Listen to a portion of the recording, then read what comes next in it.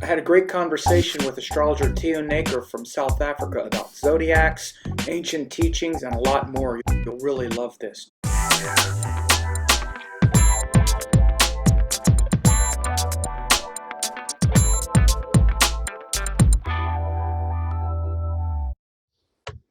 Okay, how's it going, folks? I'm here with my friend Theo Naicker from South Africa, right, Theo?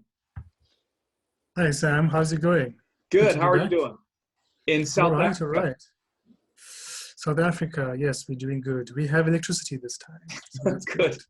Good. So, I really like a lot of your theories, which I also share that we've been going back and forth on. And so I want to invite you on to talk about the multidisciplinary approach between Vedic and Western astrology, a lot of the techniques that you would use, and some of the differences like between, the tropical and the Vedic sidereal approaches, and,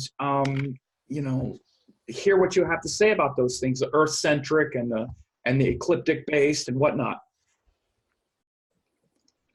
Yeah, the context is always very important for any kind of practice of divination. And astrology also can be included in that category to some extent.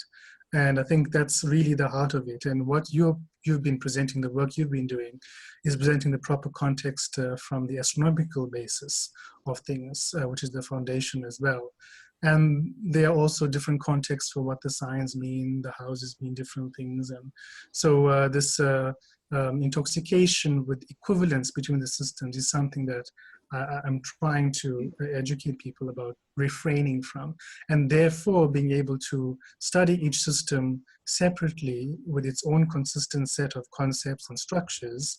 You actually appreciate both systems as complementary, really, in practice. Mm-hmm. Yeah. So you told me before in our conversations that the way you see the differences between the houses, especially that I found to be pretty interesting, or that the zodiac, one revolves around the sun, Right. and the other are around the ecliptic. Yes, that's right. So in tropical Western astrology is now using the tropical zodiac. The tropical zodiac is coincident with the apparent path of the sun, or the ecliptic, because the sun is creating it. It is being purported as a seasonal zodiac. So that is the construction by design.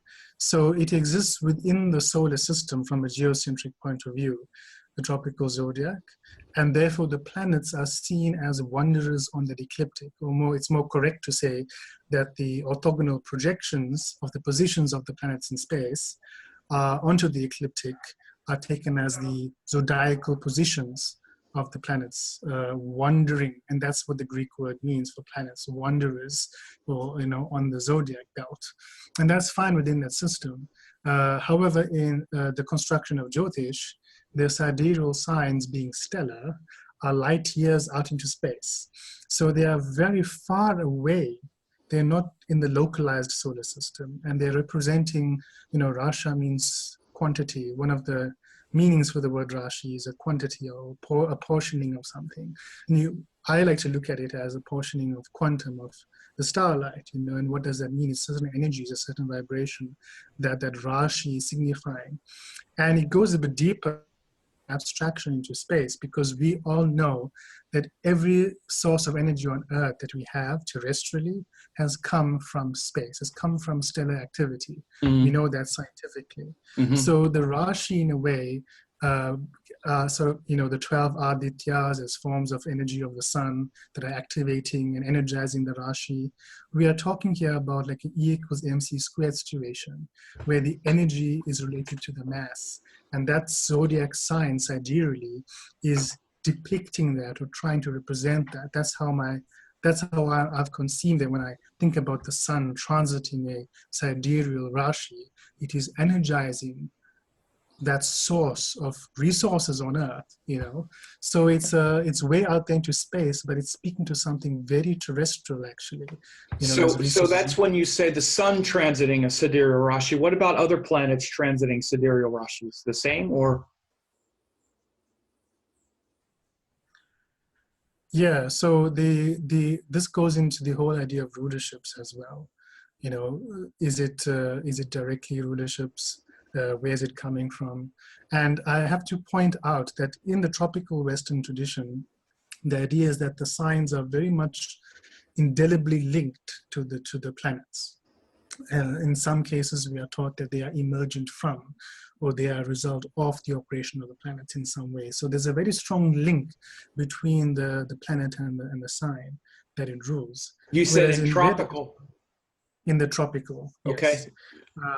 In the Vedic system, it's originally not quite like that. So we handle the sun signs differently based on the Adityas and things like that. But when it comes to rulership of the signs, the conceptualization is that the graha are blocking the starlight. They're blocking that influence. And so therefore causing effects. And that is the whole conceptualization of even calling them graha after, you know, grahana, which means an eclipsing operation. So they are seen as, by virtue of that blocking or eclipsing, they are thereby indicating karmic effects. And at the same time, it's interesting that when you think about the two systems and how they work together, the tropical is localized and solar system centric, and the sidereal is, well, situationally based way out into space. And what that means is that you first have a starlight paradigm where, according to the theory of transmigration of souls, which is at the heart of Vedic astrology, or the Vedic sort of cosmology, the soul descends through stellar gateways, and that cosmic consciousness is modified and captured or eclipsed in a certain way, according to karmic effects that it is carrying. So you have there this idea that light is a particle, you know, it's holding quantum or something, but it's also moving as a wave, it's transporting that. So you have that concept there from the descent down stellar gateways, where the cosmic consciousness is being modified by material nature. The grahas are indicating that blocking. But what's also happening with the planets is that they are reflecting the sunlight. So the solar light, the sunlight of the solar system can be looked at as the individual consciousness of agency with ahankara involved, okay?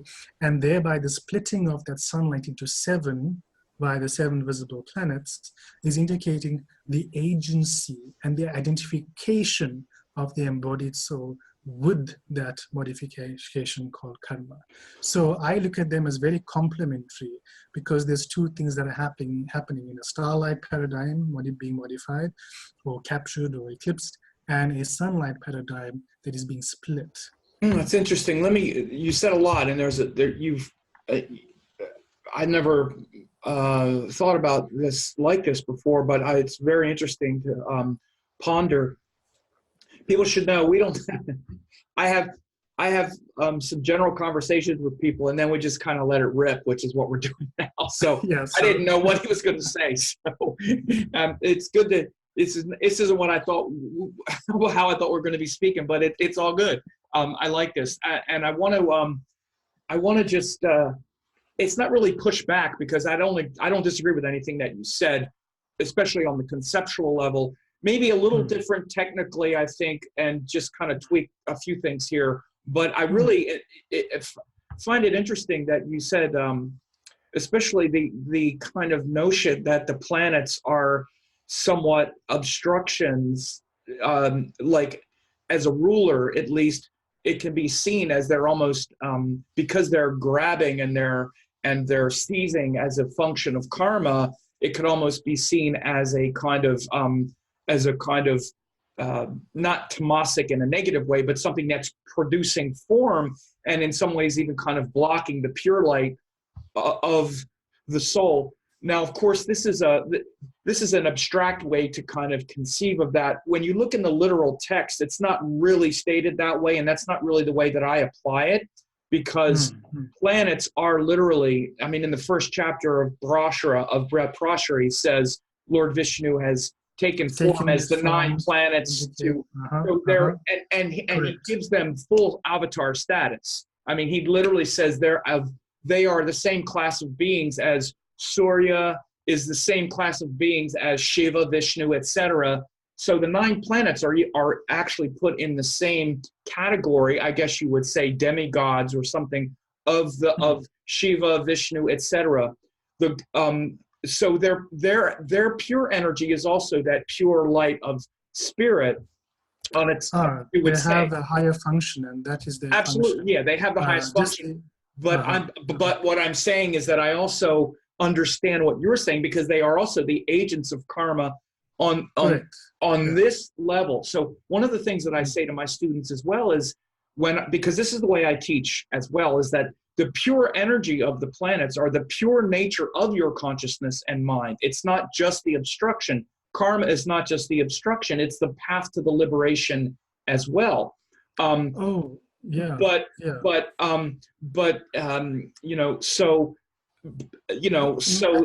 that whole paradigm is really built in. So anyway, yes, it even is more consistent with that verse in Parashara, because in that verse in Parashara, he's giving both of them. He's saying that, first of all, they are given the form to indicate the results of karma for jiva, okay? And that implies that really karma can only happen in duality. Right. That's what's happening. Right? There's no karma without relativity in relationships. That's the whole thing. And the jiva, he's saying for jiva, it is indicating the karmic effects, not for atma. There's a difference between the two. Yes, of course. Right. So jiva is... There's param atman and jiva atman. They both have atman at the end. Yeah. Param atman is supreme. Jiva atman is us.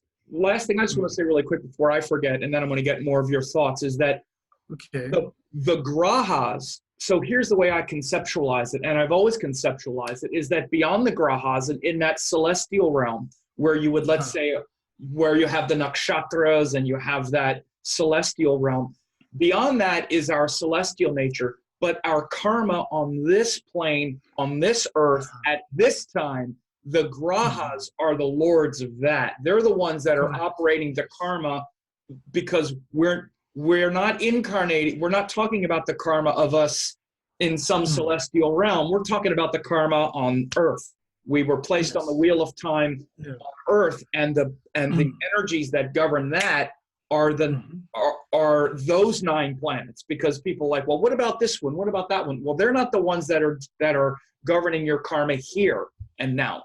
Because we incarnate all over the place. We incarnate in many different worlds, but here, these are the ones. It's a and the interesting question then becomes, well, what are the nodes? Because they're not blocking or holding anything. And if you go and look in the mythology and Srimad Bhagavatam and other texts, Vishnu Purana, that is describing, how the nodes were created. I'm sure you're aware of that story with Mohini and all of that. Big drama, okay, as always, most of these Vedic mythologies are. This was a being called Svarbhanu. And Svarbhanu, if you translate it, one of the ways of looking at the word Svarbhanu means actually the space between the solar system and the stars. So this space that was seen between the starlight source and the localized solar system was then split and differentiated, because they're nodes of the moon. Our mind operation, the attraction operation of the cause of matter that attracts and brings the soul down, is the Rahu part of it, because it's acquisitive. And we need a material attractor or peak point that basically pulls down on this as a potential difference that's being set up. So the nodes are creating a potential difference from the starlight paradigm to the sunlight paradigm, and through that sort of space we are coming. So the nodes, even though we are treating them as, yes, they are chaya graha, they're not strictly graha. They are blocking, but they don't need light. They don't need a physical form to block. Their blocking is happening at the mental level. Yeah, and the nodes, here's the thing, is when I explain that nature of the nodes, it's like a magnetic field.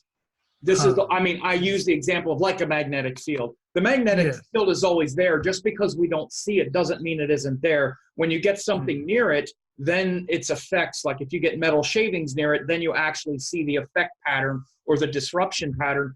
But they're always there, existing as the energetic vibrational convergence point between the orbits of the sun, moon, and earth. Because the thing that brings together the three bodies of sun, moon, and earth is body, moon is mind, and sun is soul. Paramatman, Jiva Atman, and form, that's body, mind, soul. The convergence point between those three facets of life on earth are the nodes. So they bring together Paramatman, or supreme unembodied self, Jiva Atman, which is incarnated self that moves from lifetime to lifetime, and form and body, and here and now with all the karma that has come before. So and those energetic points are always existing there in a natal chart. That's where it is. But then even right now in the sky, it's like at 28 Gemini and Sagittarius right now in Sidereal. The point is always there, but we don't see them. They don't reveal themselves until the sun lines up near them, and then we have the lunation. So then we see them, and then they recede again, but they're always there. Yeah?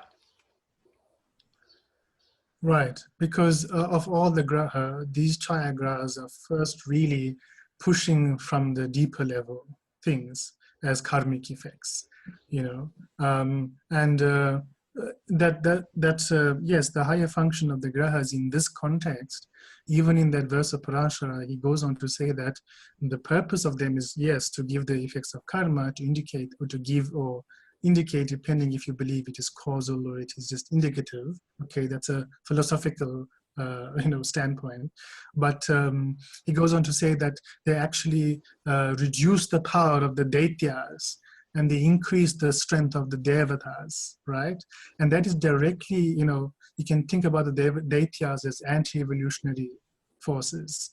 So the whole concept of that one verse in Parashara, where is describing the grahas and their function as avatara in a way, is saying that, yes, the indication of karma, so that you can not fall prey to the same, recursive, or regressive patterns. You actually align, you learn, it's self-teaching, it's self-learning. And also you're strengthening the deva, you're strengthening the light capacity. That's what devata is, your ability to hold and understand jyoti, which is what this is all about, right? Jyotisha. So it's very... I always start almost every class, especially, I mean, my longtime students have heard this, but even at conferences and whatnot, I always start with Lord Vishnu has taken form as the 9 planets to bestow on the living beings the fruits of their karma, to establish dharma, and to destroy the evil forces. And that's where it starts. And it's very much the difference between the the Jyotish, which is returning to the light and being able to see ourselves as light, and I would say perhaps the Western astrology, at least because there's a big gap between where their astrology originated, and even within the social structure and the within the energetic systems of the West, the Western astrology, it of course the same potential is there, but there's not the dharmic traditions that support it for the most part. Like, you don't have Western astrology, for example, doesn't operate with their religious system and their medical system and their all of this. It's not congruent. It's a kind of sort of consistency of the whole, the consistency and the persistence of the conceptual structure is one. And the path to enlightenment, the path to our enlightenment in the East is completely congruent with the Vedic astrology, with the astrology. That's the scientific system that allows you to understand your karma and why you're here, and to study the higher principles. I know you saw I did that post on Facebook where I did a direct quote from Brihat Samhita, the very beginning. It's also in Parashara, where it says, those who, for a Brahmin who doesn't know Jyotish, you'll be reborn blind in a hell called Raurava. And Brahmahira says the same thing at the beginning of Brihat Samhita, that if you want to avoid hell, study Jyotish, right? So they were very, very intentional. They were intentional. That is the Dharma of Brahman, you're the advisors to important people, I suppose. So I guess that makes sense. But yeah, coming back to this sign story, and you're talking about how the houses and things. So because of this difference in context, we're not saying that one is bad or good. We're just making clear that the contexts are different as a foundational platform from which techniques are derived. So the idea in Vedic astrology is that the signs, and this is also present there in the Western tradition, that the sphere of the fixed stars, or apparently fixed stars as we know them now, was seen to be closer to source with a capital S, whatever you want to call that source, okay? And whether that source in a Hindu tradition or Vedic tradition, you'd say is your soul source, okay? Then in Western tradition, there have been multiple, names used for divinity across the ages. So the fixed stars were seen in both systems as closer to the source of where you're coming. Ironically, it's also closer to the source of even things on Earth, okay? Tangibly, resource-wise. So source is closer to the sidereal system. Now, if you are looking at sidereal signs, we have this concept in Vedic astrology that the signs have their own relationship to each other, and they can force graha to thereby interact even if they don't want to. And that's the Rashi Drishti concept, right? So we have that as a circumstantial connection that is permanent in nature. You can't undo that. It's just how the structure is set up. So it's fixed also in that nature. The other thing with this means that using the sign as a house in Vedic astrology makes sense, it's indicating closer to the truth of the matter because the sidereal sign is closer to the truth, which is source. In Vedic astrology, the addition of house systems like Sripati and Bhava and everything is indicating I don't want to use the word corruption, but a modification away from that source truth indication of Rashi as a house. Exactly. So, very quickly, Mahira used the same words. He said Rashi is Bhava. Bhava and Rashi are the same. I think it's at the beginning of Brihat Samhita. He gives names for Rashis, and he says Rashi, Bhava, and like 3 other words are all the same thing. And the reason to understand it is because, like you said, one is nailed to the ecliptic. Everything is nailed to the ecliptic in the Vedic system. So this is why the ecliptic itself and those 12 30-degree portions are Rashi and Bhava. And you didn't get Sripati until like the 12th century after the Indians mixed with the Babylonians and with the Persians. Then they started to develop the tropical system and the spherical geometry, and it's fine to do it. But again, like you said it exactly right. It's not a corruption, but it's a departure from the pure Indian calculations where everything is nailed to the ecliptic. And I want to give you great amount of credit for also bringing up Rashi Drishti as well.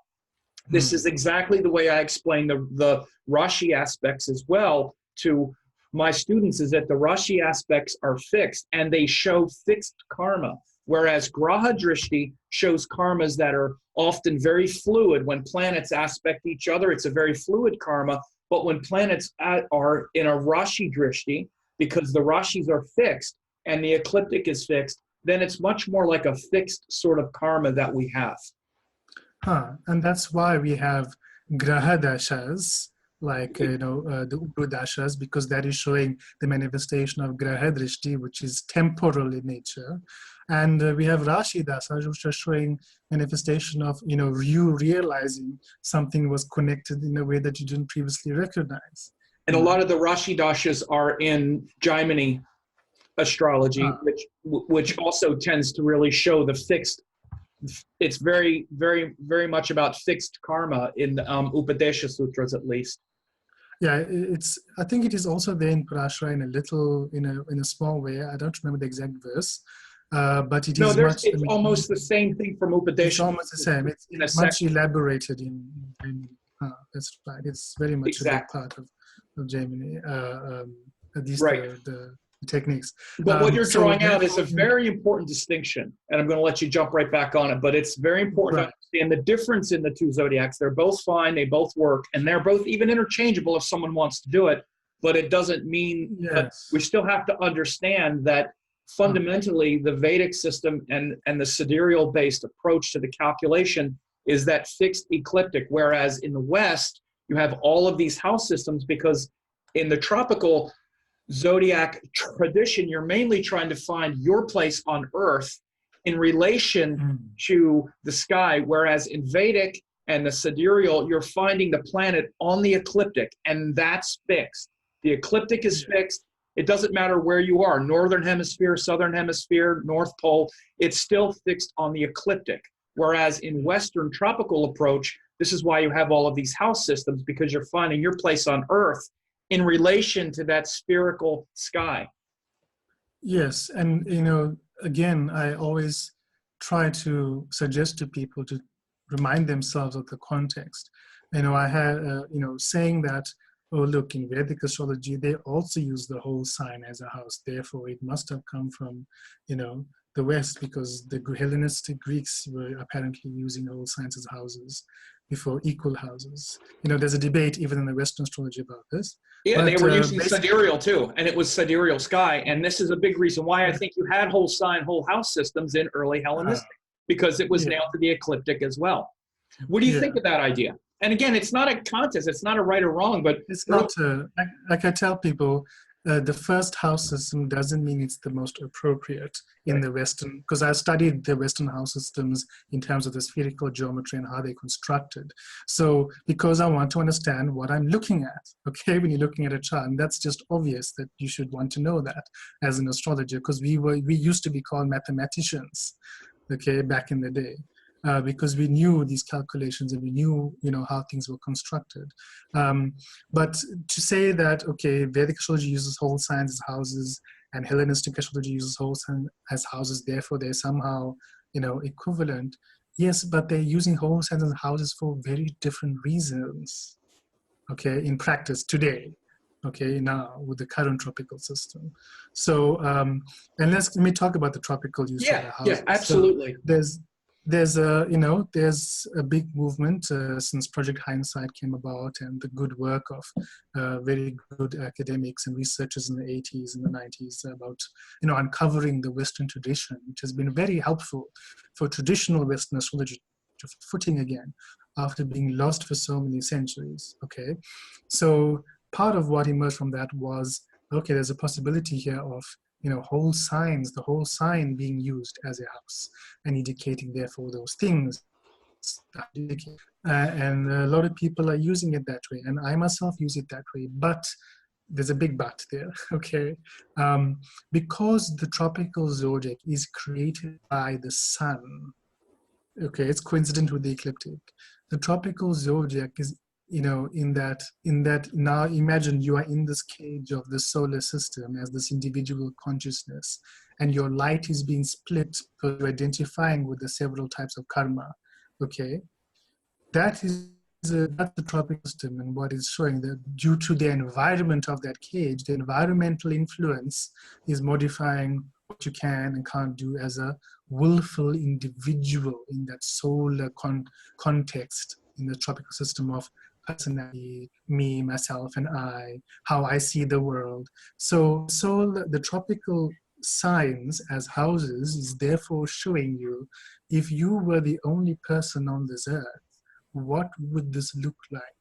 Because what the house systems in Western astrology, in my view, are doing is they're trying to say, well, actually what you want as the ideal, which is the whole sign as a house in tropical, actually you have to negotiate your will and how you see things with everybody else's will on this planet in order to manifest something, okay? Because it's an environmental issue here. It's a seasonal sort of, squishy thing that you are in. You're no longer this willful being that can just, manifest at the blink of an eye. You want, like for example, if someone comes to me and they're describing their boss as being problematic and horrible to them, and it's not working well, and when are they going to get off their head?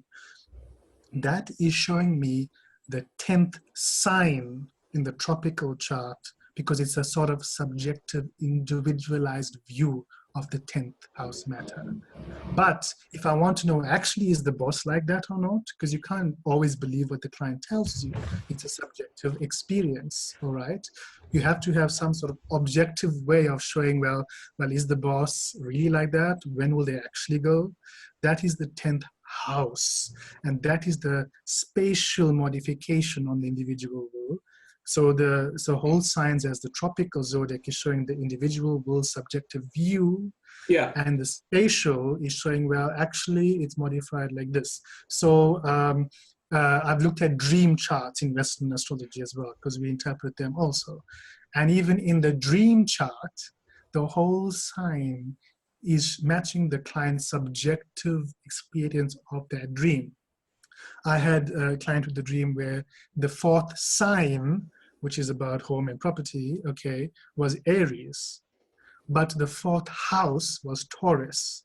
The 4th house cusp, the angle of the 4th house was in Taurus.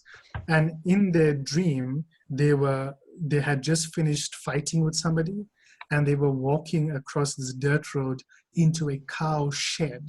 So the dream actually happened in a cow shed, which is the Taurus house cusp. But what they were going through during that process was all this war around them, which is showing the Aries 4th sign. So by going through all these, and I always tell people to look at examples and be objective. Because yeah, I was actually going to ask you, did you have example? Did you have example chart that you wanted to show today? Yes, I do. We can go to that, I think. Yeah. So let me. Why don't you do that? I also wanted to ask you something too, because yes. Using the term interchangeably, and it would be helpful for me to hear you make a distinction, because when I think of ecliptic, and when I think of sidereal ecliptic placement, I think of the sky and the ecliptic longitude, whether it's calculated by equatorial or ecliptic longitude. I'm talking about a sidereal sky. And when you said that the sun, that the reason for tropical is because the sun makes the ecliptic, you're talking about something. We're using the term interchangeably, and I would rather have a distinction, and I think it would be really good to also have like literal difference. Rather than abstract, because it's interesting to hear the way you brought out the abstraction, but also the calculation and the geometry and the reason why you think, for example, the Ayanamsha portion and the literal offset from the northern hemisphere is actually nailing it better than the sidereal ecliptic. Not like it's doing it better, but how that particular thing, and I do understand, but it's also kind of, it can be confusing if people don't have it in their head. So make the distinction between sidereal ecliptic, like I mean it when I say that houses and signs, and we locate the planet on the ecliptic, and what you're saying that the sun's making the ecliptic. Yes. So what I'm saying is that the ecliptic is defined as as I understand it, I may be wrong, the apparent path of the sun around the Earth. Okay. So in the tropical, obviously we both are using geocentric, the spheres of the planets, Moon, Mercury, Venus, Mars, Sun, Mars, Jupiter, Saturn, right? They go out. And then according to the Western model of the spheres, I don't know if you see those diagrams, those pictures of concentric circles. Yeah. The sphere of the sun is sort of in the middle. Yeah. And the fixed stars are much higher. So in their conception of it, the ecliptic, which is the apparent path of the sun around the Earth, is resident in that sphere. Yeah, it's the same. We're using the terms interchangeably. Your term is probably more correct in the sense that what the ecliptic actually shows from our point of view is that all of the planets are locked in orbit around the ecliptic. Yeah. And it's like 18 degrees, and that's the classic ecliptic. When I'm saying ecliptic, I'm talking about actually the sidereal space, which is actually a good time to even talk about or think about the difference in the zodiacs, because one of the biggest problems is not even just the calculation, but the terminology. Because one of the problems, especially when talking about Vedic astrology now in this context, is we're completely using Western ideas. Sidereal and tropical are not Indian concepts. They are Western concepts. They are both Greek. And the Indians, it's NIRayana and SAYana. Which is NIRayana, which means without the ayanamsha, and SAYana, which means adding the ayanamsha portion. And both of them measure space. So it's a big difference in the way Vedic astrology even approaches what we're doing with the zodiac. You know, one of the biggest things is we conflate now the path of the orbit, the orbit of the Earth around the sun. Terminologies, right. With the apparent motion of all the objects circling the Earth. And they're completely different things. One of them, the Earth going around the sun, is measured with the SAYana zodiac. It's literally the calculation with the ayanamsha, or the solstice portion, and everything else is measured NIRayana without adding the portion of the Earth going around the sun. Right. So they're both measurements of space, and they're not measured with fixed stars necessarily. Which is what sidereal is, which means measured with stars or with the stars. Right. Nor are they measured with tropics, like tropical is Tropic of Capricorn. They're seasons. So they're two different concepts of space and time, because in the Rig Veda and in the Vedas, they measured space and time with the what I'm calling ecliptic, or with the Nakshtras. And it's the sun moving through the Nakshtras, not the moon. So again, this whole idea also that, well, Nakshtras are related to the moon. Yes, the distance is how far the moon travels, but they're measuring time with the sun moving through Nakshtras, because the sun is the consistent is the thing that moves consistently. Yes, and so it's easy to track and make note of against. It's the only thing that's consistent. This is why the sun is the maker of time. It's the one, because it's the anchor of everything, and everything is revolving around it. Yes, yeah, the living time is the sun. And it's also, I think, pretty clearly why we even anchored it, at least at first, why we even started using the tropical zodiac, especially in Persia, because they were using sidereal zijas, or star charts mainly. But again, the best thing about the tropical zodiac, besides any kind of interpretation, is the vernal equinox is an actual event, and it's damn near, it's right on. We know when it happens. So knowing when to start that circle of 360, you know where to do it with the tropical zodiac. Whereas with sidereal, again, the big problem with sidereal is always, well, where is 0 Aries? Is it opposite Chitra? Is it Pushya Paksha? Is it nailed to this? Where is it? That's a problem. There's no problem with tropical. We know exactly when to start it on the vernal equinox, which is probably the biggest reason, the most compelling structural and scientific and mechanical reason to use it, because we know exactly when that is. Yes, the choice of 0 degrees Aries, I only know from the conceptual point of view why we've chosen Chitra, but the different ayanamshas that are chosen to create different sidereal zodiacs to see different effects of karma, that's why they're different ayanamshas, as I've understood from what I've been taught. So Chitra, you know, this alpha star speaker, being of the devata of Vishwakarma, or Tvashta Aditya, the architect, the celestial architect. When that karma soul gateway comes through from the stars, we want to see what is the structure of this karma as a baseline. And how, because the idea is that the karma is self-created. We are the architect, right? We are the architect of our fate. We are the architect of our own karma. We are the doer. We are also the undoer. That's the whole concept. So we want to see what is that structure that we're coming here with. So we cast it based from a relativity point of where this devata is, which is holding the light and the knowledge to see that. That's what devata means, a holder of light that gives you knowledge, right? Doesn't mean God. You're a Pisces, right? I am Pisces Lagna for sure. So everything is like, ooh, you know, up in the abstractions, I think at some which point is there. you know, all of the texts are very clear that it's sidereal. Oh yeah. You know, in all the texts it says Ashwini and Aries, but again, there's always that point exactly where. And my feeling is actually the reason there's, you know, Chitra is because it's, I forget the text where that there's the clear directive that Tula starts with Chitra. So they said opposite that is where we're going to start Ashwini and Mesha. I think it was purely mechanical at that point, but this is my feeling. At least at some point, we're just trying to see when to start it. And you know, one of the issues about that Ayanamsha, and again, it's really kind of it's not a bogus issue because it's absolutely important exactly where you start that sidereal circle. But one of the things to realize is that you know, the example that I use is it's kind of like a color wheel. Like you ever, you know, when you're finding a color wheel and you have this shade of blue and then you move it like just a micron and then it's a little bit lighter or a little bit darker.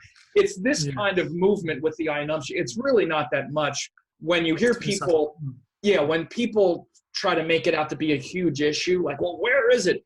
You're talking about really, really small shades. Most Ayanamshas are within maybe 1 degree. Most of them are even less than that. We pretty much know exactly where it is. You've done a lot of work with this Ayanamsha thing. You've gone very much into it. I know.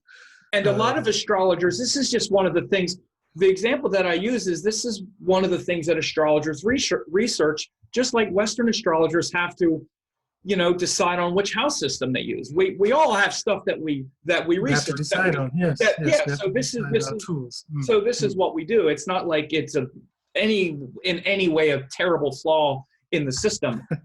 But anyway, you had I think you've got to know your tools. Yes, I had a case study. So could I share my screen then? Is that, you should be able to do it there. You still have the ability, I think. Okay, so let us see if it comes up here. All right, so this was a client who basically asked about, let's see, PowerPoint will work for me today. Yes. So I'm going to first, this was the question, when will I be able to move into my own property? And that basically implies, well, okay, I need to have financial means. When is that going to happen? And we also therefore had to check that they're still having job security. We can't tell where you're going to get property, but you're losing your job and can't pay the mortgage, you know. So you have to also look at the career stability. And he wanted information on acquisition of property, the type of property, possible locations of the property in the city. So these are, you know, when I look at a question like this, I can say, okay, I know the Western astrology can take me to a certain extent in terms of detail, all right? And I know at some point I'm going to have to use the Vedic astrology techniques, which are very much, you know, there for detailed kind of, anybody who's like Uber Virgo, Vedic astrology is for you, you know, basically. So that is, if that's what you're looking for, Vedic astrology is the right place to be. But to get a sense of, I mean, yes, you can get some detailed things from the Western astrology, and I really urge and encourage Western tropical astrologers to really go in deep and find out specific methods and techniques. There's still a lot of research and testing to be done, especially with all these techniques being uncovered, okay? Working with lots and things like that. There's a lot that can be done in midpoint. So, but it's not at the state of Vedic astrology with techniques where it's just worked out and you just follow it, okay? They've had uninterrupted time to work these things out. And that's the benefit, you know. Vedic astrology is easy once you know the rules, you know, you sort of just apply them and they work, which is the good point. So I'm going to start with the Western astrology because it's going to give me a nice overview in this case. Some cases I just use Western astrology and the detail is fine. But this was a case where the complementary nature, especially in the prediction, is very apparent and easy for people to understand. So this is the birth chart cast in the Western tropical system. And I'm using the Placidus house system here even though in the back of my mind, I'm holding on to this whole sign as a house concept, okay? So if I were to, let me just get my, the pointy. So can you see the red dot? Yeah. Uh-huh. Yes, okay. So in the first sign of this chart is Taurus. And so the fourth sign of the chart is Leo. And I'm aware that Virgo is the fourth house cusp with the south node. So I'm looking at Moon, Sun, Virgo, Mercury sort of thing. So I can see that there's a planet that's on the ascendant here, which is Jupiter. And Jupiter is connected to the Moon from the fourth sign. So I know that in the future, connections by transit between Jupiter and the Moon, especially hard connections, 90 degrees, 180 degrees, and conjunctions, are going to reflect something possibly changing with their home dynamic. And that is a subjective experience because it is the fourth sign of the chart. It may not show me when they are purchasing a property, but it sure will tell me when that feeling is going to start happening inside them, okay, to do that. So just go next. Right, so what's been happening? Why are they coming to me this question? We had the outer planet Uranus, which is an archetype of freedom of the self and impulse and to break down outdated structures. Here at 27 degrees of Aries, tropically, having a connection to the moon at 27 degrees of Leo. So that sort of began last year, this sort of quest for freedom, impulse related to home matters. Okay, that is why they have come to me for the session. And you can see that eventually all this Uranus will move into Taurus, which is what has happened in 2019, which is where we are here in this scenario. Uranus has moved into Taurus a little bit, and it is connecting to Saturn and other planets here in Capricorn. So that is now saying, okay, now this is the sign where Mercury is, who rules the fourth house. Now things are going to start to get serious in terms of, no, I actually have to implement something here going forward. So you can see that emerging in this year. They came to me for reading this year, last month. So looking into the future, when is Jupiter connecting to the moon next by hard aspect? It will be here in December 2021. Okay, so I'll write that down. I'm just being very sort of simple here, right? Then I want to see when Saturn is going to hit the moon, because that's an accountability point. Saturn is the ruler of the Mercury in Capricorn. So in terms of the actual house manifesting, Saturn has the responsibility, final responsibility of actually manifesting that in a tangible manner. Now I can see that that is happening in 2023, early 2023. Now, of course, telling somebody it could be 2021, it could be 2023 is not very helpful. So we have to do a little more work here. I'm looking at progressions on the outside of this chart. Progressions are an equivalent, it's a time equation used in Western astrology that says 1 day after birth equals 1 year of life after birth. And there are also progressions in Vedic astrology also, but okay. So here you can see that the moon in August 2020 will be opposing the natal Mars. Now that's important because Mars is a bit of a problem in this chart. So I said to him, okay, there's issues around your work and issues around, because we had talked about the Mars issues in his life for quite some time. So I knew that, okay, personally, because the progressions are showing an internal churning of how these patterns are working, okay, this is showing that, all right, well, not before August 2020, because you have to pass this sort of Mars gate, okay, and deal with this Mars issue at home and things like that before it can move forward. So not before August 20 is the one clarification. Then we are seeing that, okay, wow, this moon at 20 degrees of Libra is going to connect to the Mercury at 20 degrees of Capricorn shortly after that in October 2020. So that gives me positive testimony to say to the person, well, the second half of 2020 is when all this is going to really start hitting. you know, and making sense to you in terms of going to acquire property. Yes, the Mercury is in the 8th house, which is about receiving loans as well, and that's part of property acquisition. So that is also positive testimony. So that's basically what I said to them from the Western astrology. I looked at other return charts and things to confirm, which I'm not going to go into, but that's just the basic sort of timeline that I can see. Now, if I go to the Vedic astrology, is that I think that's pretty clear, hey, Sam? Yeah. It's okay. quite clear, and that was all tropical. That was all tropical. And Placidus house system, yeah. Yes, yeah. I haven't gone into like the full battery of techniques because we don't have the time for that. But I just want to show from a. Well, I know what you mean, though, and that's the way I would do it too. That was a good overview. You right. Yeah. This is their chart in Vedic astrology, and I'm using. The Sidereal zodiac, obviously. I just want to see the chart for house here. So let me just put that properties. Okay. And I want to see, okay, let's look at, is this the chart style you use? It's good enough. I use South Indian. Indian, but it's all good. Let me just go to maybe North Indian, because people, I think, especially if they are Western astrologers watching, it might be easier for them to follow with the North Indian style of the chart. Let me just do that. Okay. So, sorry, I should have done this before, but okay, here, North. Okay, right. So you can see here that the 4th house of the birth chart contains Moon and Ketu in Leo. So this moon is in Magha, it's the nakshatra of Ketu. This Ketu influence of the moon is very strong. And the person's mother is very controlling in the home environment. That's part of the reason why they want to go, okay?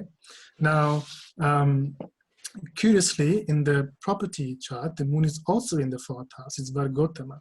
Okay, that doesn't mean good. It just means that that birth chart problem is difficult to change. Okay, it's not going anywhere. It's sitting on their head all the time. That is the experience of this individual. Okay, but that also means that the moon rules the 3rd house in the property chart. So their involvement with mother and property acquisition, because planets in the 4th house in the property chart can give you property, okay, if the money factors are there. So one of the things I said to this person is, well, you know, actually for the first property acquisition, your mother might still be involved. Has she been helping you with, you know, looking at properties and things like that? He said, yes, no, she has. She's actually helped me pay off some of my debt also, so I can save money for deposit and things like that. So it's a mixed bag, okay, because there's other agendas going on, but it shows the 3rd house ruler is what we have to put up with the property that we get. Now, it's interesting, when is this moon happening? When is this thing going to start? Well, if you look at the normal Vimshotri, in 2020, the moon dasha is beginning. Okay. So again, the both systems are coming to 2020, and the rest is details that I told him about. Okay, inheritance, there'll be some inheritance issue between, you know, father's inheritance is possible. When you get your father's inheritance, then you have your own property, and I told him the timing for that. So there were 2 properties that came up as part of the conversation. But basically, I want to show you that we still came to 2020, sometime in 2020 where things kick off. And really, when you get to, I think that should be enough to show people that very simply, if you know what you're doing in both systems, they are very complementary. They're not all the time they coincide. I don't expect them to coincide to the exact date and month, okay? But when I see a similarity here with, you know, the timing, then it gives you, you know, it makes you feel okay that these 2 systems are good enough, and the techniques that they have developed are robust enough to answer these type of questions. Well, what happens is, yeah, and just to reflect, yeah, absolutely, that's a great case study. Thank you. I mean, that was really good. What you wind up seeing, and this is what I tell my students all the time, especially those who make a big deal about the zodiacs. And of course, the zodiacs are important, particularly to understand what you're doing and why you're doing it. But especially when it comes to making doing very precise work, one of the main things that you'll see is that all of the universal connections, for example, that Jupiter moon, I mean, the most obvious, at least chart indicator, was that Jupiter moon in the natal chart, in that type, you would call it a square in Western astrology. In Vedic astrology, it's a Gajakeshara yoga, at least in the sense that it's right there in the 10th angle from the moon. To the degree, yes. Yeah, to the degree. And you will see the systems start to line up. Now, again, what you did in the Western chart was you mainly used the predictive system that is built into Western astrology, which is those transits. And again, this is one of the reasons why my whole approach, I did a whole weekend extensive on transits, because it's actually a very weak part of Vedic astrology proper.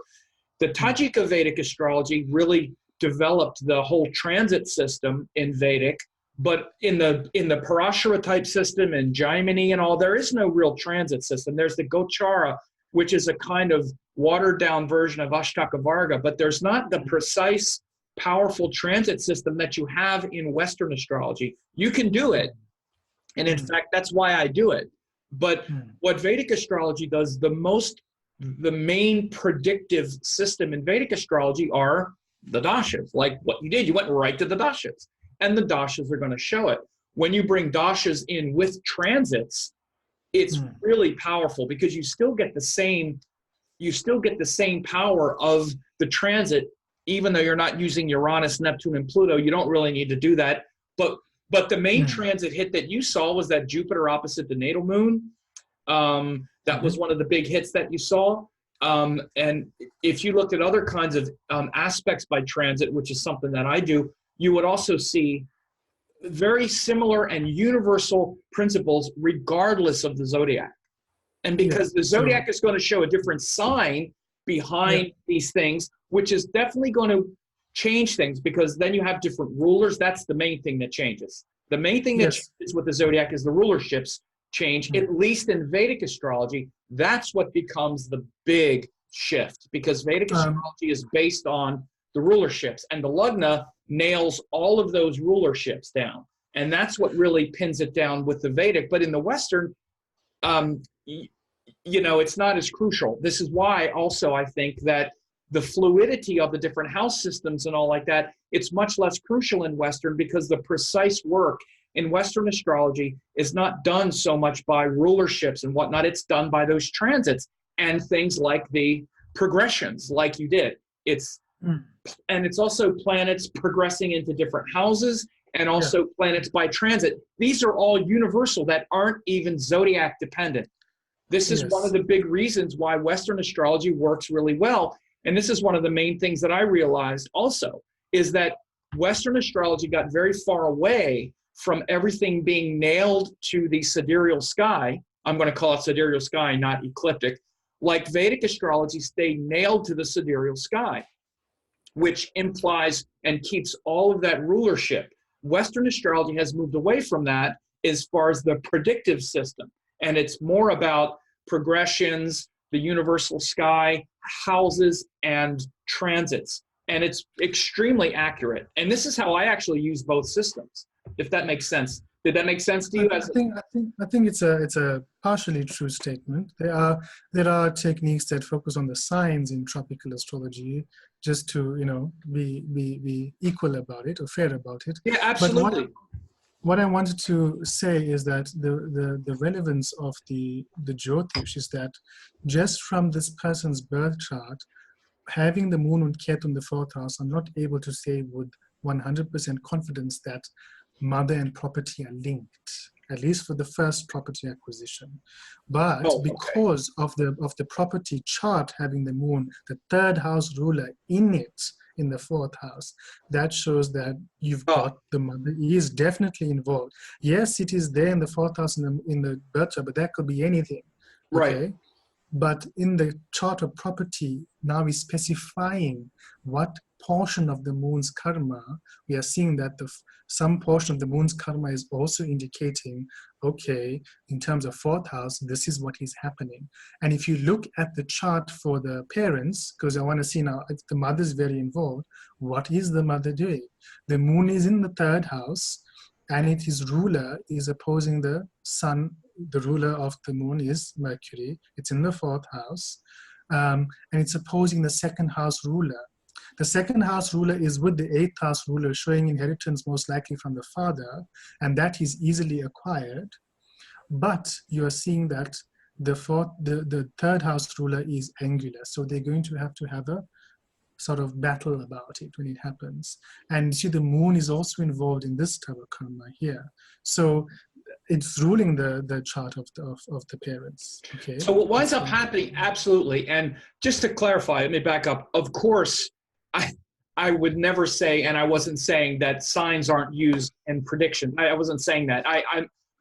So of course it was a partial statement. And yes, what I'm saying though is that the focal point, like the analysis that we undergo when we do Vedic astrology is the planets are house rulers. That's their nature, even as much or more than their nature as a karaka. It's just built into the fact. And so like you can't really make an analysis, or you're making a very baseline generic analysis in Vedic astrology if you're not looking at the fact that what the planet rules. Again, I have to get this through my students. You know, it's the biggest thing that I stress. It's like, yes, the moon is in the fourth house, but what does it rule? The moon is 12 different planets based on what it rules. Every planet is 12 different because of whatever it rules. And right. So I was just saying in a general sense that much of the, and in fact, instead of being general about it, the houses wind up showing the results because that's what the bhavas are.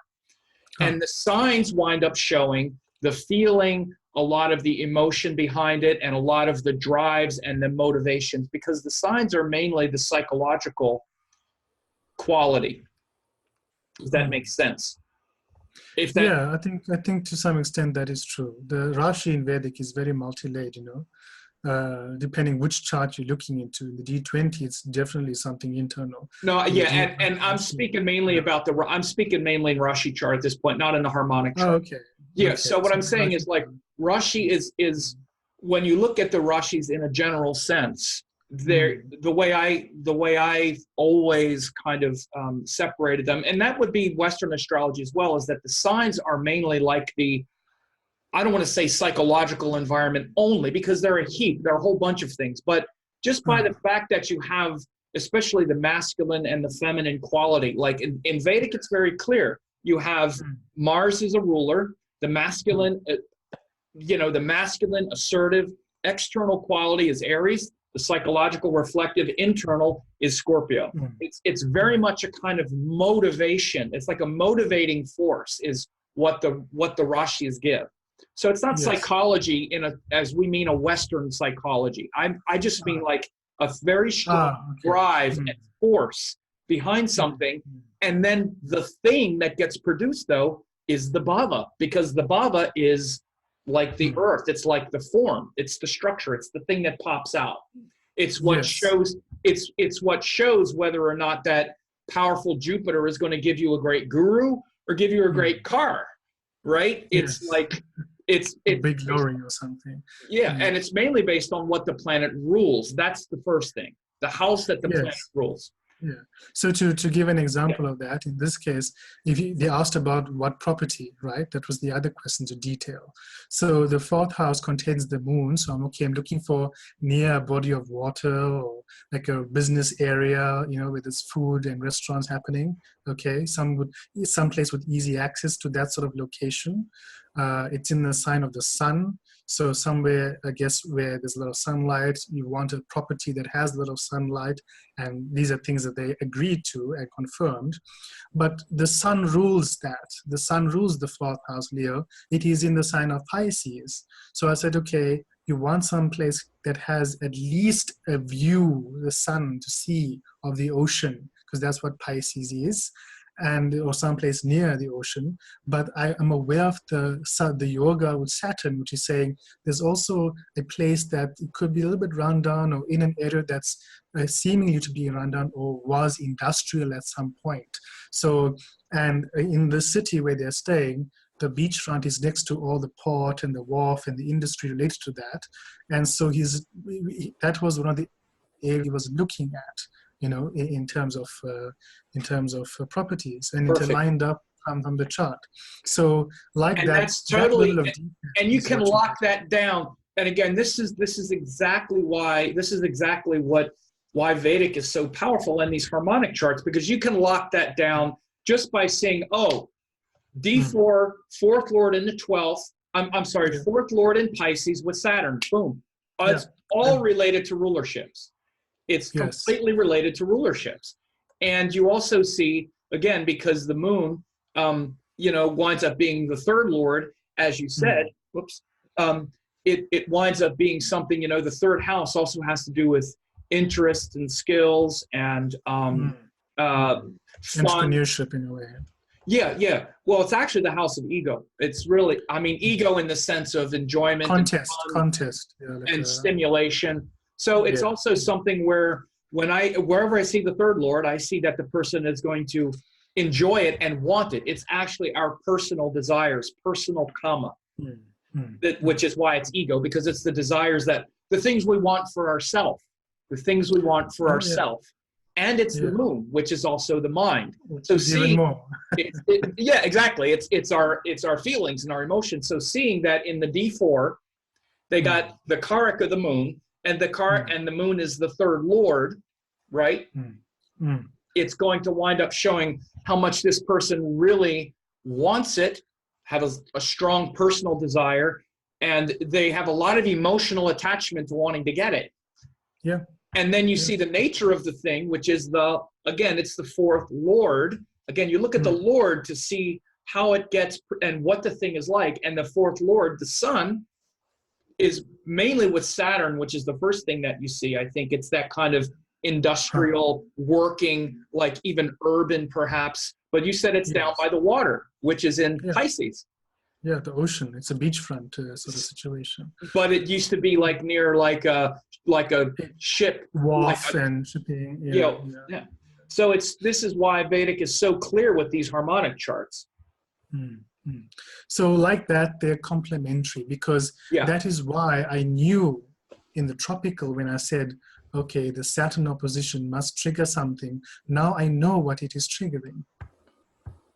You know, in the Western, when I said that where was it here? I said was it Saturn opposition or Jupiter opposition? There was first a Jupiter opposition, followed by a Saturn opposition. And then that's when I knew, okay, when the Saturn opposition is coming, that's when you are there where you want to be. But this is universal, right? This isn't Vedic or Western. Yeah, this is what I'm. It's just the planetary cycles are independent. These are transits. Yeah, they're transits. And then when you go back and consider that it's transiting the moon in the fourth in either system, it doesn't matter what the system is. It's the moon in the fourth. You see why they both work. Yes, but in Vedic, in Vedic, you know that in the property chart, the Saturn and Moon are connected to the Sun. Yeah, that was the important point. That's the distinction. That's why you're saying, like, when this is why, and it's just built into the very sort of basic level of Jyotish. It's just built into it. So all of that, like we said, all of that is built into Western as well, but there's more speculation because of the precision of all that stuff that also snaps in when you start to bring in the Vedic. And again, these are all two different zodiacs as well. This is there's no house systems. This is the full house, full sign Vedic calculation chart. Because again, once you start, like, let's say for instance, someone were to be using tropical Vedic and house systems and stuff, then all of this doesn't work anymore. These rules, they are made in this system. This is the system. That system, they will work. So one of the things I struggled with Western astrology is that, you know, when Saturn or say Jupiter's transit in the fourth house, you know, is that new property? Is that something happening with one of your parents? Is that something happening with, or is it all of it happening? You can't really tell. But here, if you take those same transits, which are independent of zodiac, and you look in the Vedic to see what are those connections. Is something happening in the property chart? Is something happening with Jupiter in my parent chart? Then you really know what that fourth house transit of Jupiter is indicating. You know, well, Jupiter transit we usually see related to the moon in Vedic astrology, but you get the idea of what I'm trying to say. So that was the one case, and the point was that from it, even from a predictive point of view, they should, if you are doing things correctly, they should line up. You know, that's the whole point. And they're complementary systems. That's my point. Vedic is definitely, from my experience, my little experience of using Vedic astrology, is that it is, the detail is, maybe Western astrology at some point will uncover techniques that bring out the detail, and that's very good for research and development that's currently happening in Western astrology, which I'm very excited about, because we need to get back to that place. We need to get to that place. But Vedic astrology, it's sort of already there. You just have to sort of learn and apply. And from that point of view, it's easy, but it's a lot to take in and understand. And people are afraid of the jargon and the terms and things like that. But that's the whole reason why we do videos like this, you know, to demystify these sort of things for people. Yeah, I wanted to show something. I wanted to show a video here. Yeah, I want to pull this up and show this. You can see this on my screen? Yes, good. So this is a very interesting video that I found. It's one of the best that explains, you know, one of the things, as you know, that I'm really big on explaining now is trying to unravel the confusion and the conflation of why people are so confused about what the two zodiacs are, what the differences are, especially as it relates to thinking that some people made mistakes or there's all these problems and people don't know what's going on and all that. And, you know, it's very easy to think, for example, when we look up in the sky, like, well, there's, you know, we can calculate it this way or we can kind of move it over here and it's all kind of the same. Almost like there's two ayanamshas. One ayanamsha is Lahiri and another ayanamsha is tropical. It's like, no, tropical is not an ayanamsha. It's not just like we'll move the circle over. No, it's a whole other thing. It's a whole other thing. And people want to understand that one is the Earth going around the sun and this wobble, this precession, and another is just the sky directly. And so just to show this interesting video, you'll see something here very clear. This is going to show the wobble, and it's also going to show how they show the wobble. Now, you'll see up here, this is what's happening with the precession. Okay, this is what's really going on. And you'll notice something it just said. I'm going to back this up for a second, but it said one cycle, 26,000 years. So what the ayanamsha is this circle being measured in the sky. This is how the Earth is wobbling over 26,000 years. And I want you to notice something else that's very sort of innate. Notice how even on this video, you'll see, okay, here's the symbol for Aries, which is actually not Aries. This is the vernal equinox. But the vernal equinox has just been conflated with Aries, as if the vernal equinox is a zodiac sign. It's not. Aries is a zodiac sign. It's not the vernal equinox. This is a conflation. And you'll even see in this diagram or in this video, you'll see Aries, and then you'll see it'll be Aries is Aries, then it's Aries is Pisces, Aries is watch as it goes through. As it goes through now, oops, resume share. So as it goes through, Aries is Pisces at 1 AD. And again, you notice this is Aries going around, then Aries is Aquarius. Again, Aries is Capricorn.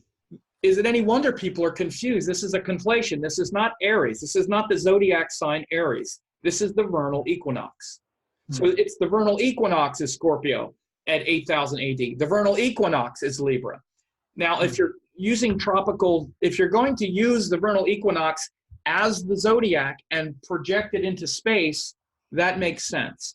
But we have to decouple this idea that the vernal equinox equals Aries, because Aries is a zodiac sign, and the Earth going around the sun doesn't create zodiac signs innately. It creates months. In fact, it doesn't even create months innately. It creates a year.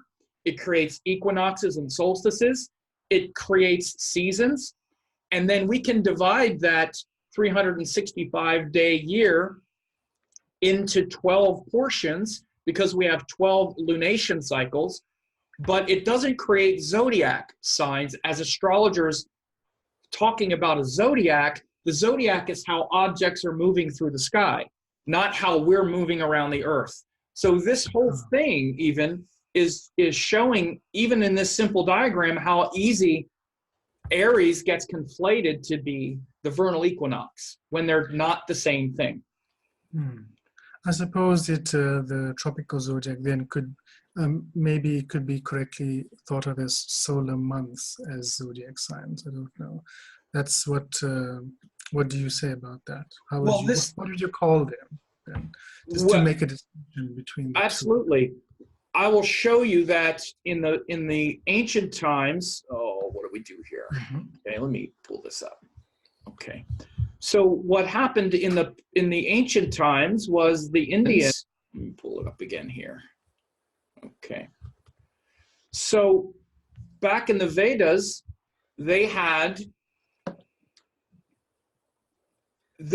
called the solar months were Madha, Madhava. These were Sora months.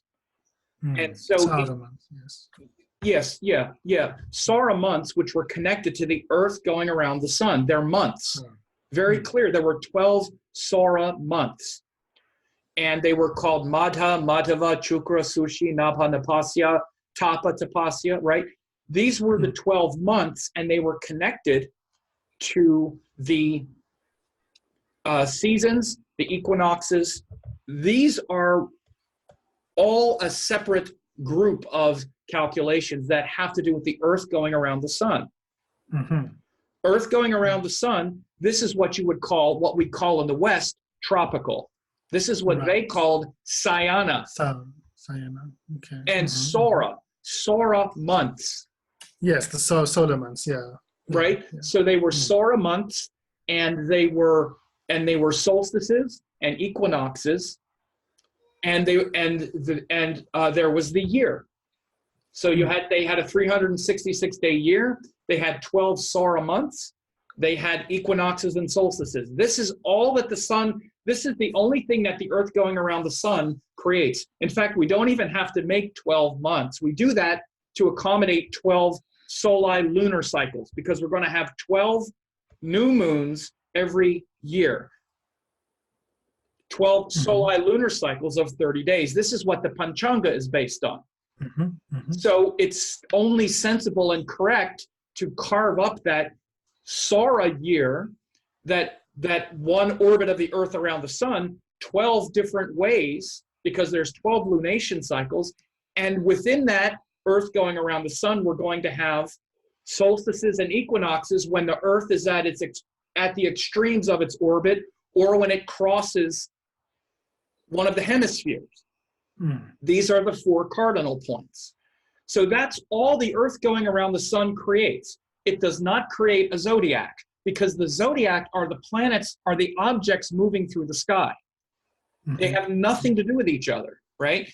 And what happened is they became conflated, they became joined, and we said, okay, now we're going to take this vernal point and calculate the sky that way. That's why I said earlier, one of the main reasons I'm quite convinced at this point is because it's consistent and we know when it happens. And all of the ancient math was designed to try to calculate the space correctly.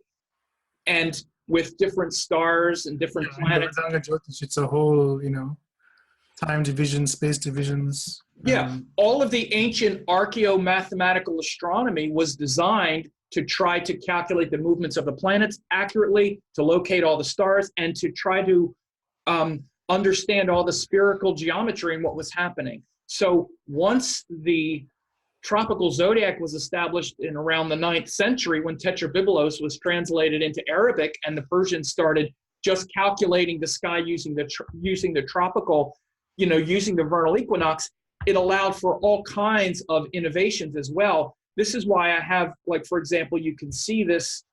This is why the astrolabes are so important to study, because you can see literally the change. And look, these are calendar dates totally joined astrology signs. So you have to understand that tropical astrology degrees are literally calendar dates. They're interchangeable. June 21st is 0 Cancer. You could even stop calling it Cancer and start calling it June 21st, and it would be exactly the same. You could say that for now. No, for eternity if it's tropical. That date has been fixed. Look, this is the picture of an astrolabe from the 13th century when Gemini was the first day of May, and it's still the first day of May now. It's not going to change. It's going to be May. The first day of Gemini using tropical zodiac is going to be May 21st forever if you're using tropical, because it's joined. If you're using sidereal, it's going to keep changing. And that's measured relative to the date of the vernal equinox. Right. Yeah, Whereas in Western, it keeps changing. That's why now we have Makara Sankranti. Makara Sankranti is now January 14th. It keeps moving. Yes. Yeah, that's what I'm saying. The tropical it's December 21st, and it's going to be December 21st forever. Makara Sankranti. The winter solstice is joined to the tropical calendar. But the sidereal, it keeps changing. The Gregorian calendar dates are the same. What changes are the sidereal signs. So let me show you what I'm saying. Okay, so for example, let's take a look at this. Let me make this a little smaller so I can see it. Okay, so let me go back here and see. All right, so the sidereal zodiac, as we can see, is really, it's fixed for all time. And what we have here is Saturn. In this chart, you'll see that the sidereal zodiac is fixed for all time, connected to the cycles of eternal sky, not the changing cycles on Earth. So Saturn is always in Aquarius here, Jupiter is always in Taurus here, and Mars is always in Virgo here, right? Right. Now, as we see, 450 CE, the vernal equinox aligned with sidereal Aries, and the two zodiacs aligned. So this is back when they both aligned. You see sidereal and tropical Aries and Pisces were all aligned. This was like 450 CE, right? But now, by 2018, Saturn moves to tropical Pisces, Jupiter to tropical Gemini, Mars to tropical Libra, Mars to tropical Libra. But the sidereal signs are the same. By 3418, Saturn moves to Aries, Jupiter to Gemini, and Mars to Scorpio tropically. But the planets, these planets don't move sidereally. They're in the same place sidereally. And those Gregorian calendar dates are still the same. So at that time, the vernal equinox will be in sidereal Sagittarius, but it'll still be called Aries in Western astrology. That'll still will it still be like 20th of March? 20th yes, of March? yes, that's the calendar date. Yeah. Okay. So by 9018, Saturn moves to Cancer, Jupiter, etc. So again, the tropical zodiac is this. It's just measuring this, right? It's only measuring that. So again, it doesn't have to do with the sidereal sky at all. And again, so we could really see how this shifts. The same planet here is always in Aquarius when you're using sidereal, but you can see how this keeps shifting. And that zero vernal point, what'll happen is that, for example, June, I actually drew the line in the wrong place. This line should be here, so I messed up. This should be here. It's actually earlier. It should actually be Scorpio. But you will see this will be Aries. This will be the first day of spring. It'll be March 21st, and the sidereal sign will be Scorpio in 9018. So the sidereal sign will be Scorpio, but this will be tropical Aries and the first day of spring. And it'll be March 21st, just like in the other video that we saw, just like in the other video.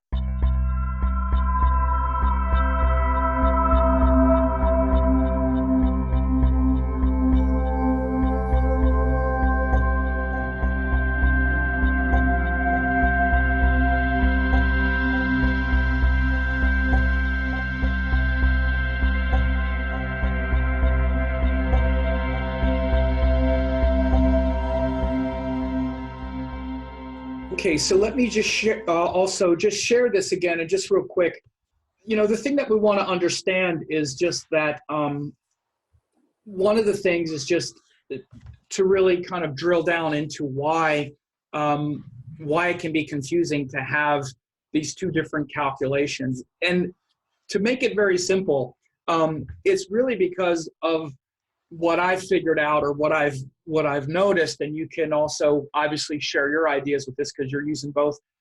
The main source of confusion is literally like the sun, because it's one object and we measure it two different ways. As we said, one, we're circling the sun and we measure that with the calendar factors. And then, but from where we're standing on the Earth, the sun is also circling us, along with all the other planets and the eclipses and the sky objects and the great astrological ages. And we measure those things with the zodiac, again, as well as the precessional cycle and the cosmological ages. And so in many ways, the sidereal zodiac was always the thing that was used to measure.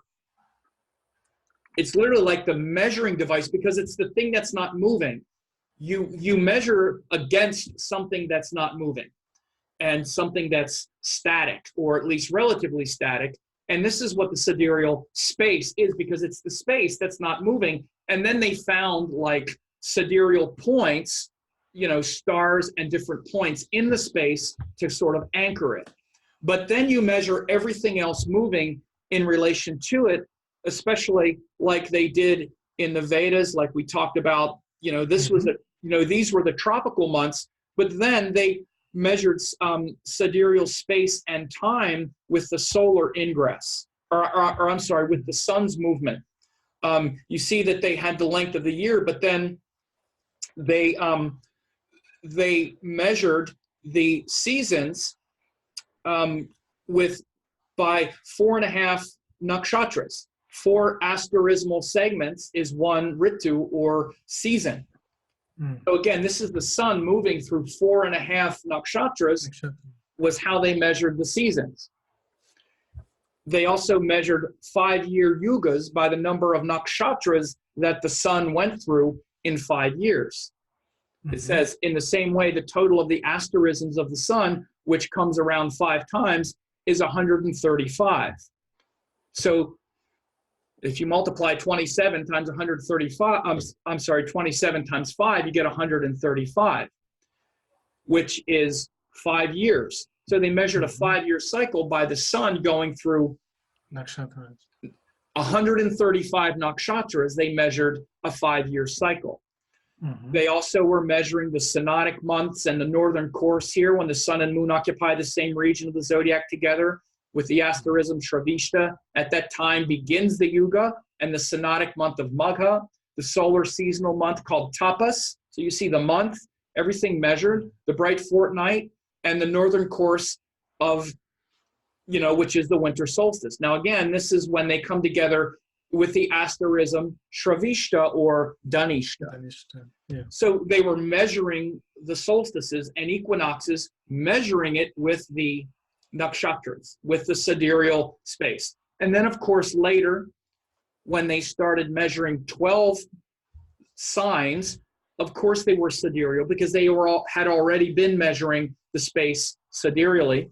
And the Babylonians who conceived of, at least who first wrote down that zodiac conception of 12 30-degree portions, was very close to India, and many now think that it was co-created. If not, it's certainly, once the sidereal portions made their way to India, they were sidereal, because the Babylonian zodiac, of course, was sidereal. And so that continued the sidereal NIRayana zodiac in India, and it just kind of is too much of a coincidence to say that somehow the precise portions from the Babylonian people fit precisely in the nakshatra scheme. It's a little too much of a coincidence for me. And then, so of course, they continue that. Even though no zodiac signs were mentioned in the Vedas, we must conclude that the Indians would continue to measure the sky surrounding the earth sidereally. And you see in Brihat Parashara Hora Sastra, those are called grahas that move through the nakshatras. The said zodiac comprises 27 nakshatras commencing from Ashwini. The same area is divided into 12 equal parts to 12 rashis commencing from Mesha. Brihat Jatika says the same.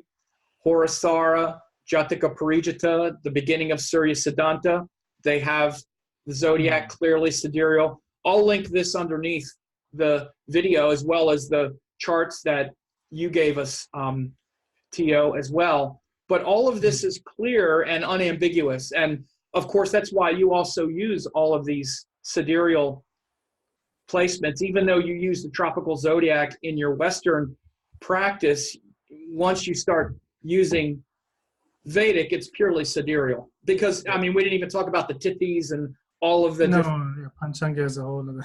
And Panchanga, all of this is purely sidereal based. It's it's all nakshatra. Panchanga is literally directly from the Vedanga Jyotisha of the solar lunar cycles and all that, you know, addition, subtraction operations on that. So it's and that's fascinating because it's just, you know, we've dealt about the space calculations here, and Panchanga is dealing with, okay, but we've also done time calculations, okay, and so that's a whole separate you know, thing, which is in its own right very fascinating. But you can also see, and it's one of the reasons why I love these passages from the Vedanga Jyotisha, because they show that the Indians were not just measuring space, they were also measuring time with Jyotish. Jyotish is literally, I mean, it's not just a slogan, it's kala, it's time, it's light and beings in time. This is why the zodiac itself is called the Kala Purusha, the being in time. It's called the limbs of the Kala Purusha. Now, of course, it's sidereal. The whole system is sidereal. The whole system is stellar. And the Panchanga was the ancient limb time systems, time system that's related to the sun and the moon and the nakshatras and you know, cosmic time. There's not even rashis in it. So it was purely that entire sidereal system with nitya yogas, with the tithis, which are the separation of the all that of the moon and sun, and the nakshatras. Nakshatra, Karana, important one, which is a division of the Tithi. So that I mean, Jyotish is an ocean, you know, because what you're seeing in the tradition here is, and maybe it will also emerge in the tradition West, that you know, when I look at the Western texts, you know, what is being uncovered or translated, very laudable work that's being done there, is that there's variations on similar themes, you know. So yes, we look at the house and the part of the house and the ruler of the house, and then someone else will inject like triplicity lords of the ruler of the house or the ruler of the subject matter in question. And so there's not much of a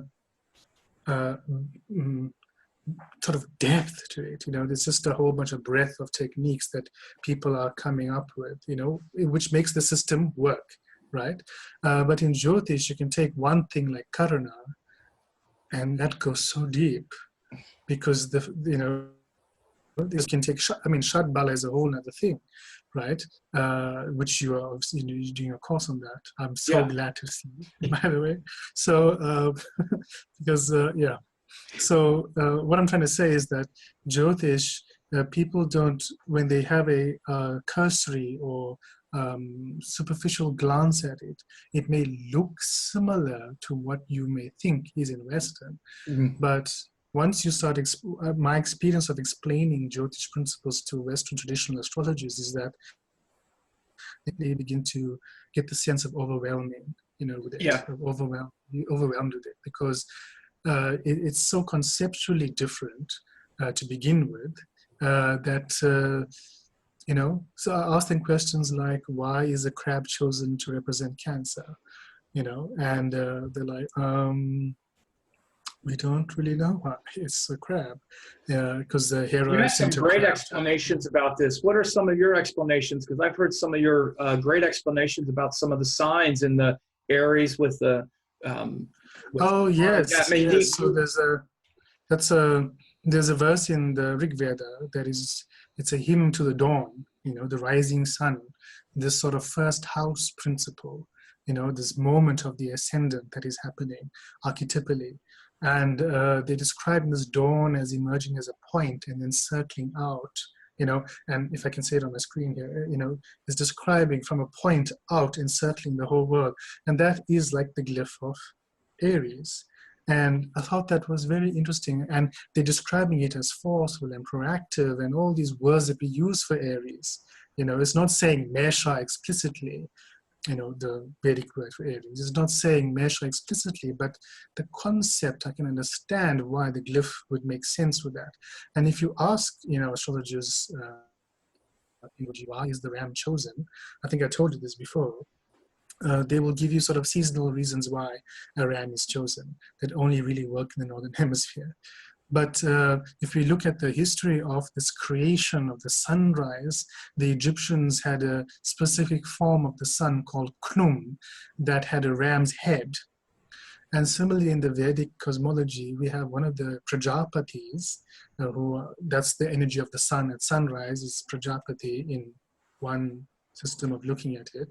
One of them is Daksha Prajapati, who in the Vedic text is described as having a ram's head too, or at some point being turned into a ram's head, as it turns out to be in Vedic mythologies.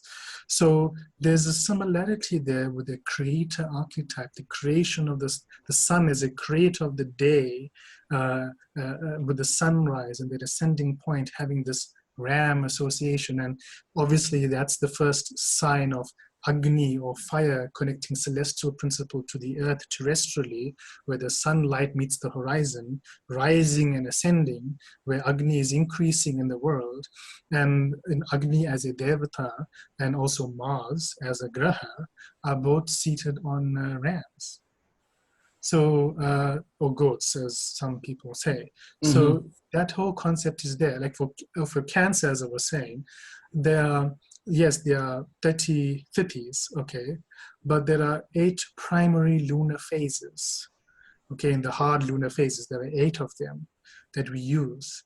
And so in the Vedic verse for the graha of the moon, we are talking about Dvipadi, Ekapadi, Chatushpadi, Ashtapadi, Navapadi. We're describing the various steps and feet and motions of the moon. Obviously, Navapadi refers to Navamsha. So Ashtapadi is referring to the moon as its 8 primary hard phases. And the crab is the animal that has 8 feet, 8 appendages. Okay, literally feet, ashtapadi, right? So that is very, very sort of direct as, okay, that makes sense. Which text is that from? This is the verses in the Rig Veda that are being collected. In the Rig Veda. The Graha. Yeah, the Rig Veda verse is the Graha, Apyasya, Apyayas Vasametute Vishvatasom Avrishnayam. That's the beginning of the verse collection for the Graha as Chandra. you know. So in that, they're describing, the second part is describing the motions and ekapadi, dvipadi, chatushpadi, ashtapadi, navapadi, you know, in terms of the graha as what you call it, there's the devata, the adi devata Adi of the moon. Devata. Okay. Yes, in the motion, the one that's carrying out the function of the moon, the adi devata of the graha. There's the graha, there's the adi devata of the graha, and there's the prakriti devata of the graha. And the whole point of the concept of the graha holding the light or trapping the light in some way is that by working through these various devata levels of light knowledge, adi devata, prakriti devata, you're going deeper into the light, you then get access to that light of the graha. You get access to the knowledge behind it. And that's this whole thing we're talking about from the beginning about the grahas function as, they're holding karma, but the access is also there with all these mantras. And that's what I find. Oh yeah, and karma is the whole range. And again, we also say it's holding karma, like karma is bad. Karma is neutral. It's just the actions. It's self-created. Yes. And it's just the form, or it's just the actions. And what you also reminded me of too is this form of the rashis. It's very much the way I tried to express earlier, you know, because language doesn't work so good. And I said that the rashis are kind of like like psychological quality. It's a Western term, and it's not really what I meant. I meant exactly what you just hit on, which is the energy that gives us access to the pure power. Correct. Because the graha is the power, and then it's going to, especially in Vedic, it becomes very obvious because it splits off. Besides the sun and the moon, which are a grouped pair, each graha rules a masculine and a feminine, and it's very powerful. That, you know, Jupiter is the planet, and and Sagittarius is the masculine external nature of how Jupiter comes to be seen. Because again, the graha is up there, but you see that vibrant pulsation, animal kind of nature externally, embodied in Sagittarius, and then you feel that internal psychological feeling quality through Pisces. So it's that kind of form, or that it's not a form, but it's like a nature that is very powerful, like an avatar of it or something. Yes, in the third canto of the Srimad Bhagavatam, which is all about division of time and astronomy, if you want to look at that as well. Absolutely, it's very powerful. To Vedanga Jyotisha. There's a verse that explicitly distinguishes riksha and graha. So they use graha for the visible planets, what we call planets, and they use the word riksha for the luminaries. And then there's the word tara that is used for the stars. And then there's the word anu, which is used for the minutest, what we call atom today. So in that verse, it's saying this graha, riksha, tara, chakrastaha, they are all in their respective orbits following the Kala Chakra, almighty time. And this is the whole concept of Vedic cosmologies, that the measurement of space and time and the acknowledgement of these, they're talking about the orbits of the atoms and the orbits of the planets. Everything is sort of fixed and abiding by this will of almighty eternal time, this incessant forward moving concept. You can't hold time, you can't keep time, you can't stop time. It's just totally masculine in that sense, that it's objective. It's Kala, Dharma, and Karma. Yeah. The big three, I think. Very big concept.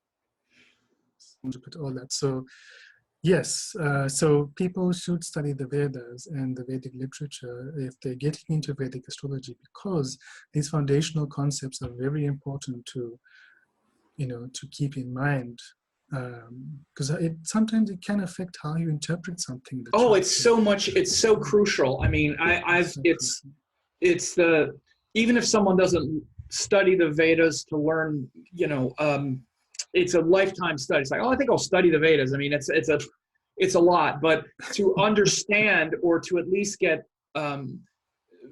background or at least books that break out like who the deities were, how why the Vedas were written, and to really understand the cosmology, to learn Vedic cosmology, to put it into that context that's bigger than just what we wind up doing in the West, which is everything, like, literally everything is something that I can use to sort of get what I want, or it's some kind of thing to help me kind of, win distinguish or myself from the competition. distinguish myself or get something or benefit somehow. And there's nothing wrong with that. But to understand that that's really not the use of it, that's not even the point, not only of Jyotish, but of anything in the Indian sense. Everything from the Indian sense has that cosmic purpose. And I'm going to have you back on to go into that, because this is where you have so much to share as well, that I'd really like to unpack. I'm by no means a Vedic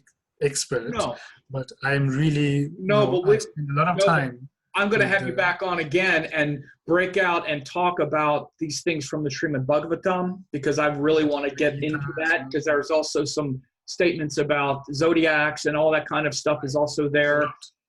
There's quite a bit about that. And also, and again, this was something that I opened up when I spoke with Ehsan. It's one of those examples where you see zodiac sign names being attributed to things that aren't about practicing astrology, because it's literally, of course, it's not an astrology book, but they're being connected to, literally at some point, zodiac sign names just started to be called vernal equinox, just became Aries. Just like even, it's just, they kind of became common parlance. Common parlance. They became synonymous. And the most obvious examples is you see in the text, even in Tetrabiblos. He describes, he uses the word Aries for sidereal signs, Aries for tropical signs.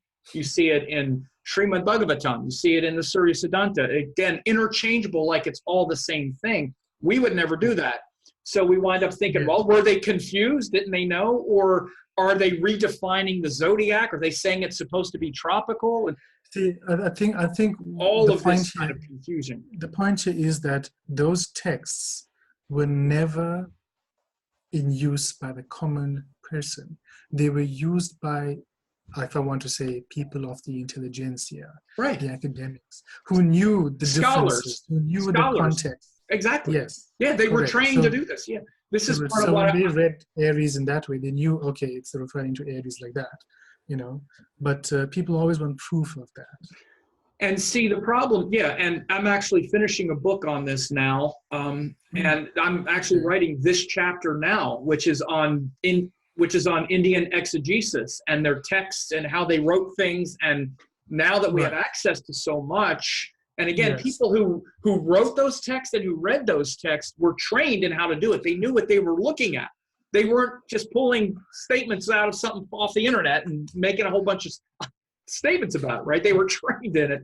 It's just like, Ptolemy, he obviously knew the difference between the sidereal sky and the tropical sky. He developed the Ptolemaic theory. Of course he knew there were two different things. So when he spoke about them both as if they're the same thing, it's not because he was making a mistake. Yeah. So anyway, we have a lot more things to talk about, but how can people get a hold of you? Your website and stuff, I'll definitely link here. Yes. And I know you have classes and stuff like that, so I'll make sure to have your info, but you want to tell people just here real quick before we end? Yeah, sure. It's very easy. You can go to www.speakerastrology.com, one word, or email me at info@speakerastrology. Spell that. And spell that. SPICASTROLOGY. Yeah. Like Spike with the A for astrology. Correct, because they merged. And I did this before I even started Jyotish, started using Chitra and Amsha. So very, very interesting coincidences. Wonderful. Well, Theo, it was a pleasure to have you. We could keep talking, but I got to go play some tennis, man. I got a tennis. I've got to go to bed. Yeah, it's got to be late for you. But, hey, it was great to have you. And look forward to talking again. Yes, I'm glad these discussions are finally happening. All right, man. Okay.